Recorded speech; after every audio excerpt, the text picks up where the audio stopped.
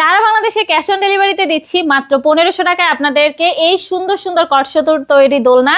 আমাদের কাছ থেকে কিন্তু খুবই রিজনেবল প্রাইসে আপনারা ছোট বড় সবার জন্য দোলনা পেয়ে যাবেন। বাচ্চাদের দোলনার প্রাইস মাত্র 1500 টাকা।